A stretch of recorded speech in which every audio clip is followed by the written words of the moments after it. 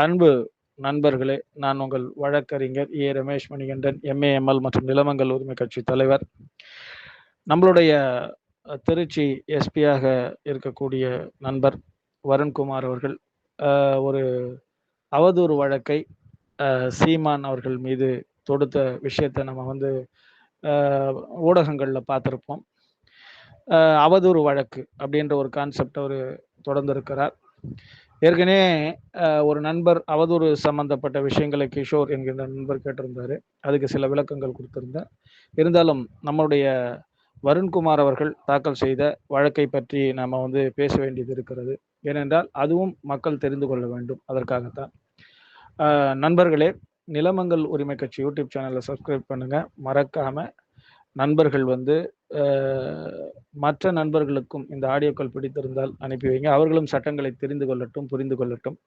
இப்போ சப்ஜெக்டுக்கு வருவோம். அதாவது நம்மளுடைய நாம் தமிழர் கட்சி சீமான் அவர்கள், நாம் தமிழர் கட்சிக்கும் வருண்குமார் ஐபிஎஸ் அதிகாரி அவருக்கும் மிகப்பெரிய ஒரு சொற்போர்னு தான் சொல்லணும். மாற்றி மாற்றி அறிக்கையெல்லாம் விட்டுக்கிட்டாங்க. நிறைய விஷயங்களை நம்ம ஊடகங்களில் பார்த்தோம். அதை தொடர்ந்து நம்மளுடைய ஐபிஎஸ் ஆஃபீஸர் வருண்குமார் அவர்கள் அவதூறு வழக்கு நம்மளுடைய நாம் தமிழர் கட்சியின் தலைவர் சீமான் அவர்கள் மீது தொடர்ந்திருக்கிறார். அவருடைய அந்த ஊடகங்களை பார்க்கும் பொழுது எனக்கு தெரிஞ்சது என்னன்னா, பிரைவேட் கம்ப்ளைண்ட் ஃபைல் பண்ணியிருக்காருன்னு நினைக்கிறேன். அதாவது எஃப்ஐஆரா போடாம கோர்ட்ல தாக்கல் செய்து அவதூறு வழக்குன்ற கான்செப்டுக்கு பிரைவேட் கம்ப்ளைண்டா தொடர்ந்திருக்கிறாருன்னு நினைக்கிறேன். அவர் சொல்லக்கூடிய விஷயங்கள் என்னவென்றால், அவருடைய குடும்பத்தை பற்றியும் அவரை சார்ந்தவர்களை பற்றியும் தவறுதலாக தப்பா ஃபேஸ்புக்கு வலைதளங்கள்ல பதியப்பட்டிருக்கிறது. அதனால நான் வழக்கை தொடர்ந்திருக்கிறேன்னு சொல்றார். ஸோ அது மாதிரி வழக்கு தொடர்வதற்கு அவருக்கு உரிமை இருக்கிறதா என்றால் நிச்சயமாக இருக்கிறது. அதாவது நல்லா ஒரு விஷயம் புரிஞ்சுக்கணும். இந்த ஆடியோக்களை கேட்கின்ற நண்பர்கள் மற்றவர்களுக்கும் ஆடியோக்களை ஃபார்வர்ட் பண்ணுங்க. நீங்களும் புரிந்து கொள்ள வேண்டிய விஷயம் என்னன்னா, எந்த ஒரு ஆதாரங்களும் இல்லாமல் மற்றவர்களை தவறாக நீங்க பேசுனீங்க அப்படின்னா, இல்லை ஏற்கனவே இருக்கின்ற கருத்தை தவறாக திரித்து பேசினீர்கள் என்றால், நிச்சயமாக அவதூறு என்பது உங்கள் மீது வழக்கு தொடரப்படும். எப்படி வேணாலும் தொடரலாம். போலீஸ்ல கம்ப்ளைண்ட் கொடுத்தோ அல்லது இதுல பிரைவேட் கம்ப்ளைண்டாவோ தொடர்ந்தால் நிச்சயமாக அது தண்டனைக்குரிய குற்றமாகத்தான் இருக்கும். அதே போல இப்போ ஊடகங்கள்ல நாம் என்ன நினைக்கிறோம்னா, எங்கேயோ நம்ம இருக்கிறோம், கன்னியாகுமரியில் இருக்கிறோம், எங்கேயோ இருக்கிறோம், சென்னையில் இருக்கிறவங்கள பற்றி தப்பாக பேசிட்டா முடிஞ்சு போச்சு அப்படின்னு நினைக்கிறோம். உண்மையிலேயே நம்மளுடைய ஊடகங்களில் நடக்கின்ற செயல்பாடுகள் பார்க்கும்போது அது வேதனை அளிக்கக்கூடியது தான் இருக்குது. இந்த கட்சி அவங்க திட்டுறது, அந்த நபர் யார் பிடிக்கலையோ பிடிக்காதவங்களை பற்றி தப்பாக பேசுறது, அந்த மாதிரி விஷயங்கள் செய்யும் பொழுது நிச்சயமாக அது தண்டனைக்குரிய குற்றம். இதுல இன்னொரு விஷயம் கூட, நான் ஏன் இந்த வருண்குமார் அவர்களுடைய விஷயத்தை எடுத்து பேசுறேன் அப்படின்னா, இது வருண்குமார் ஐபிஎஸ் அவர்களுக்கே அவர்களுடைய குடும்பத்தை பற்றி தவறாக பேசியவர்கள், அதாவது சீமான் சொல்லிதான் பேசினார்னு அவருடைய ஸ்டாண்டு, சொல்லாமலும் அவருடைய கட்சி தம்பிகள் ஆர்வத்தின் கோளாறு, 6 கோளாறுன்னு சொல்லுவோம், அது மூலியமாக பேசியிருந்தார்கள், போட்டிருந்தார்கள் அப்படின்னா அதுவும் தவறுதான். ஒன்று. ரெண்டாவது, வருண்குமார் அவர்களாலே எஃப்ஐஆர் பதிவு செய்ய முடியாத ஒரு சூழ்நிலையில் பிரைவேட் கம்ப்ளைண்ட் போறாருன்றது வருத்தற்குரிய விஷயம். ஏன்னா போட்ட ஒவ்வொரு பதிவையும் போட்டவர்கள் மீது தான் வழக்கு தொடர்வதற்கு நாம செய்யணும். அதாவது தூண்டினவங்க பேர்லையும் கேஸ் ஃபைல் பண்ணலாம்.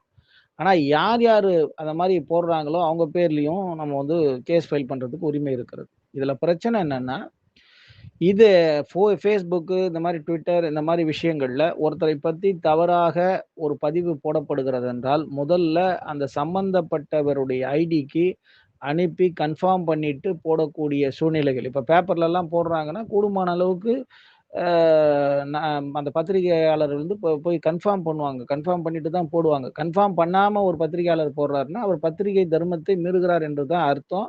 அவர் பத்திரிகை துறைக்கே லாகி இல்லாதவர்னே நான் சொல்லுவேன். ஏன்னா பத்திரிகை துறையை பொறுத்த வரைக்கும் நம்ம பார்க்குறோம் நிறைய விஷயங்களை, ஏதாவது ஒரு குற்றச்சாட்டு இருக்கிறது என்றால் அது அமைச்சராக இருக்கட்டும், வேறு யார் அதிகாரியாக இருக்கட்டும், அந்த குற்றச்சாட்டு சரியானதா என்பதை கன்ஃபார்ம் பண்ணிட்டு போடுவது தான் நடைமுறை. அதுதான் பத்திரிகை தர்மம்.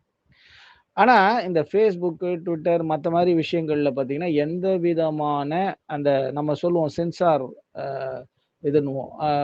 கட்டிங் எதுவுமே கிடையாது. யார் வேணாலும் யார பத்தி வேணாலும் தப்பு தப்பா போடுறது. இதுல என்னன்னா நாங்க எங்களோட சட்டத்துல படிக்கும்போது என்ன சொல்லுவோம்னா, பொதி சுமக்கும் கோட்பாடுன்னுவோம். அதாவது எவன் மாட்றானோ அவன் முதுகுல வச்சிர்றது. அ அவன் தான் தண்டனை அனுபவிக்கணும். போடுறவன் லட்சக்கணக்கான பேர் அவதூறா போடுவான். மாட்றவன் ஒருத்தன் 2 பேர், ஒரு 5 பேர் மாட்டுவான். ஏன்னா, இப்ப வருண்குமார் அவர்கள் எப்படி ஆக்ஷன் எடுக்குறாரோ, அந்த மாரி ஆக்ஷன் எடுத்தால் தான் அது மாட்டுவதற்கான வாய்ப்பு. இல்லன்னா அது அப்படியே போகுது. இதற்கு ஒரு சட்டம் வர வேண்டும். அதாவது இன்னைக்கு போடுறவன் என்ன வேணாலும் போடுவான். ஆனா அவன பத்தியோ, அவன் குடும்பத்த பத்தியோ தப்பு தப்பா போடுறாங்க யாருன்னா, அப்பதான் அவனுக்கு அந்த வேதனையும், அ கஷ்டமும் தெரியும். அப்ப அவன் வந்து என்ன பண்ணுவான்? போலீஸுக்கு போனா போலீஸ் உடனே ஆக்ஷன் எடுத்துருவாங்களா? அது லட்சக்கணக்கான போஸ்ட் வருது. அது பெரிய ப்ரொசீஜர்.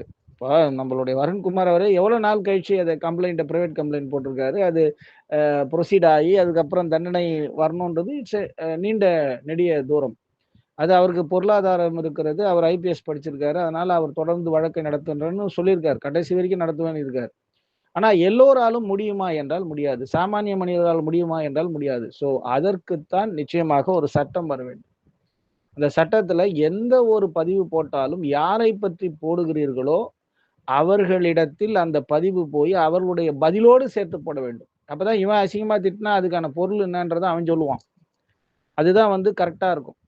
அதற்கான நடைமுறையை இந்திய அரசாங்கமும், தமிழக அரசாங்கம் மட்டும் இல்ல. நம்மளுடைய ஸ்டேட்ஸ் எல்லாமே சட்டத்தை இயற்ற வேண்டும். அந்த சட்டத்தை இயற்றினால் மட்டும் தான் வருண்குமார் அவர்கள், ஐபிஎஸ் அவர்கள் வந்து பாதிக்கப்பட்டதைப் போல பாதிப்புன்னு தான் நான் சொல்லுவேன். அவரு அவரு அவரு துறையில தவறு செய்திருந்தார் என்றால், நீங்கள் நீதிமன்றத்துக்கு போங்க. நீதிமன்றத்தில அவர் மேல வழக்கு தொடருங்க. நீதிமன்றத்தில அவரு தவறு செய்திருக்கிறார்ன்னு ப்ரூஃப் பண்ணி, அவருக்கு தண்டனை கூட வாங்கி குடுங்க. அது வேற விஷயம்.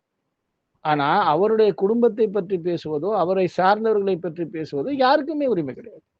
யாருக்குமே உரிமை கிடையாது. அது சீமான் அவர்களாக இருந்தாலும் சரி, சீமான் தவறு செய்தால் சீமானை நாம் வந்து சட்டத்திற்கு உட்பட்டு அவருக்கு தண்டனை வாங்கி கொடுப்பதற்கான முயற்சிகளை எடுக்கலாம். ஆனால் அவருடைய குடும்பத்தை பற்றியோ, அவரை பற்றியோ, அவருடைய சுற்றார்கள்ல பற்றியோ பேசுவதற்கு நமக்கு உரிமை இல்லை.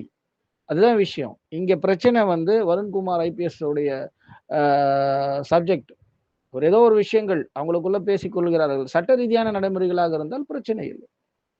இந்த மாரி விஷயங்கள் ஐபிஎஸ் ஆபிசரே அது பாதிக்கப்பட்டிருக்காரு. அதான் பிரச்சனை. ஐபிஎஸ் ஆபிசர் ஒரு கமிஷனர் லெவல் ரேங்க் அவரே பாதிக்கப்படுறாருன்னா, சாமானிய மனிதனின் நிலை என்ன? இதுதான் இந்த சட்டத்துல இருக்கக்கூடிய பிரச்சனை.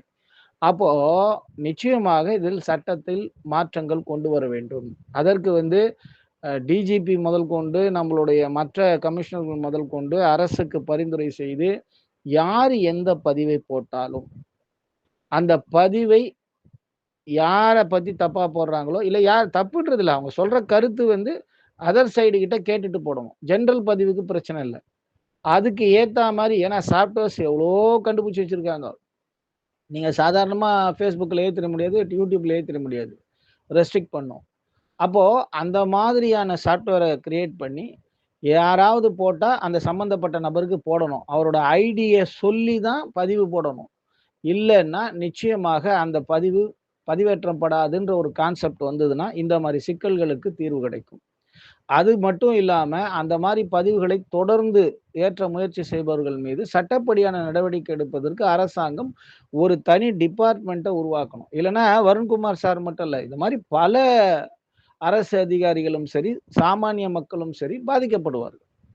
ஏன் முதலமைச்சரே கூட பாதிக்கப்படுவார். எடப்பாடி அவர்கள் கூட பாதிக்கப்படுவார். இவங்களுக்கு அவங்க, அவங்களுக்கு இவங்களோன்ற கான்செப்ட் போகும். கூடுமான அளவுக்கு இந்த மாரி அவதூறு கருத்துக்கள் குறைவதற்கு சட்டம் இயற்றப்பட வேண்டும். அதுக்கேத்த சாஃப்ட்வேர் ரெடி பண்ணி, அதுக்கு ஏத்தா மாரி நம்மளுடைய அந்த பொது தளங்களில் பேசுவதற்கான வழிவகைகளை செய்ய வேண்டும். கருத்தை தெரிவிக்கலாம். ஆனா ஆதாரம் இல்லாமல் கருத்தை தெரிவிப்பது என்பதோ, மற்றவர்களை அவதூறாக பேசுவது என்பதையோ, நிச்சயமாக இந்த ஜனநாயக நாட்டில் தடுக்கப்பட வேண்டும்.